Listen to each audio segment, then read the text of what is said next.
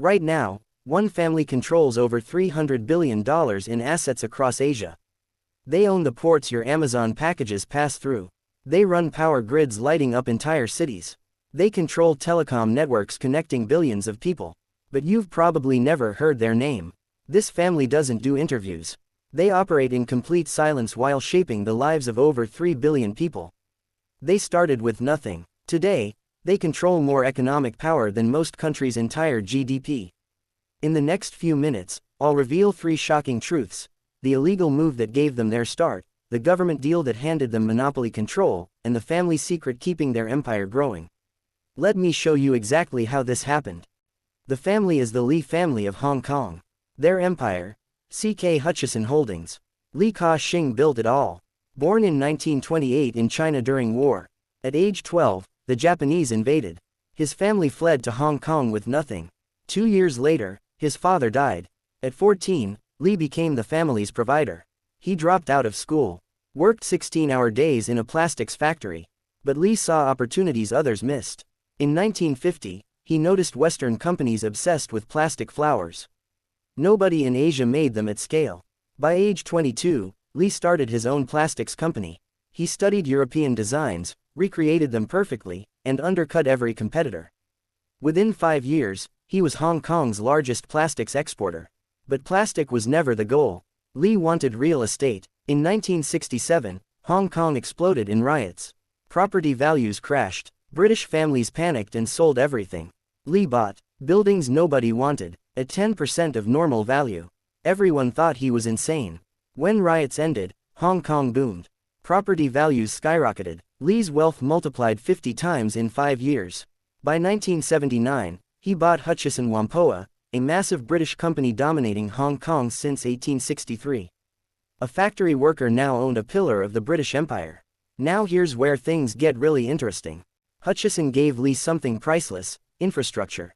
Ports, shipping terminals, supply chains. Li understood real power isn't in products. It's in systems that move products. Today, his companies operate 52 ports in 26 countries. 1 in every 7 containers shipped globally passes through Li-controlled ports. That iPhone, those shoes, your coffee, all touched his infrastructure. But here's the genius: Li owns the entire chain. The ports where ships dock, warehouses storing goods, trucks moving containers, retail stores selling products, products made in Li-controlled factories shipped through Li-controlled ports to Li-controlled stores. Every step generates profit. In 1985, he bought Hong Kong Electric, a government monopoly. The only power provider for 570,000 people. Pay Li or live in darkness. He applied this everywhere. Canada's largest mobile network. UK's 3 network reaching 40 million customers. Australian ports and power grids.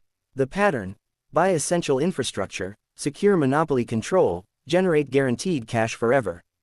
But the real genius wasn't what he bought. It was when, in 1999, Li shocked everyone by selling massive Hong Kong properties during a boom. People called him crazy. 3 years later, Hong Kong's market crashed 40%.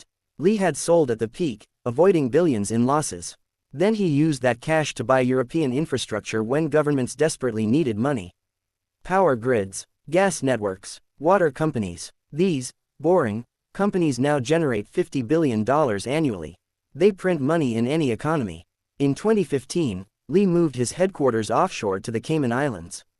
Media attacked him for abandoning Hong Kong, but Li saw China tightening control years before others did. By moving offshore, he protected his empire from political interference. Today, dozens of Hong Kong billionaires lost fortunes to government seizures.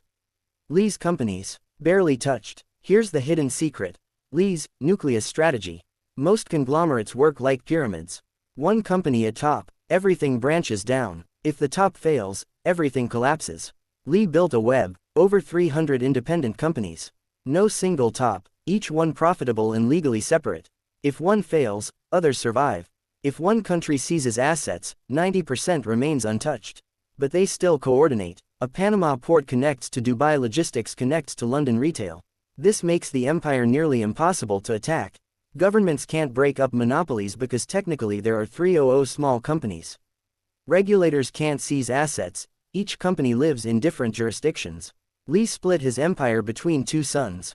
Victor got stable infrastructure. Richard got high-risk property and tech. This wasn't rivalry, it was survival strategy. If property crashes, infrastructure survives. If regulations hurt utilities, tech investments balance it out. The family can never lose everything. The Lee Empire teaches us how the world actually works. Lesson 1. Infrastructure is everything. People always need power, shipping, internet. Lee understood this 50 years ago. Focus on what people can't live without, not what they want. Lesson 2. Timing matters more than effort. Lee bought during the 1967 riots when everyone sold. He expanded into Europe when governments needed cash. He moved offshore before China's crackdown.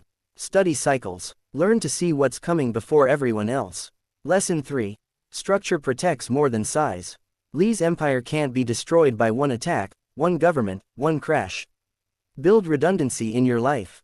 Create multiple income streams that support each other but survive alone. Lesson 4. Invisibility is strategy. Lee stayed quiet while building an empire touching 3 billion lives daily. Real power works in silence. Let results speak louder than marketing. Lesson 5. Succession is the ultimate test. Most wealth disappears in 3 generations. Lee trained his sons for 30 years. He gave them real responsibility early. He let them fail small. These principles work at any scale. We're entering radical instability, climate change, political tensions, economic inequality. Most companies are built for the stable past. Lee's empire was built for chaos. It thrives when others collapse. In 2022, when Ukraine war exploded European energy prices, Lee's energy companies made record profits. In 2019 Hong Kong protests, his companies barely felt it. Here's the uncomfortable truth. The next 20 years will have more chaos. The people who survive will control essential systems, build resilient structures, and position before chaos hits.